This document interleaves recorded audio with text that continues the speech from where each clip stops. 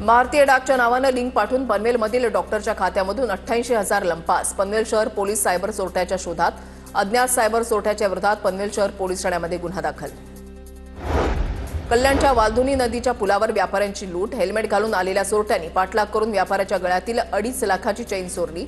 कल्याणच्या महात्मा फुले पोलीस ठाण्यामध्ये गुन्हा दाखल।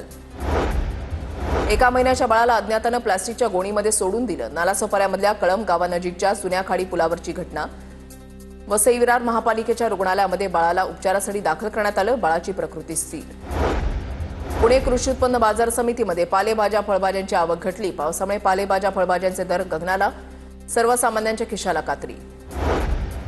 गोंदियामध्ये एका खासगी रुग्णालयामध्ये तपासणीसाठी गेलेल्या रुग्णाला हृदयविकाराचा झटका। रुग्ण बेशुद्ध। डॉक्टरांच्या तत्परतेनं सीपीआरच्या मदतीनं रुग्णाचे प्राण वाचले। सोलापूरच्या करमाळ्यामध्ये पालिकेच्या कचरा गोळा करणाऱ्या घंटा गाडीवर मराठी गाणी वाजवण्याची मागणी। मनसेचे तालुकाध्यक्ष संजय बापू घोलप यांचं पालिकेला निवेदन। सोलापुरात सीना म्हाडा उपसा सिंचन योजनेच्या पाण्याच्या वॉलला गळती। चिंचोलीमधील शेतकऱ्याच्या शेतामध्ये पाणी शिरलं। शेतकऱ्याचं मोठं नुकसान। संबंधितांवर कारवाईची मागणी।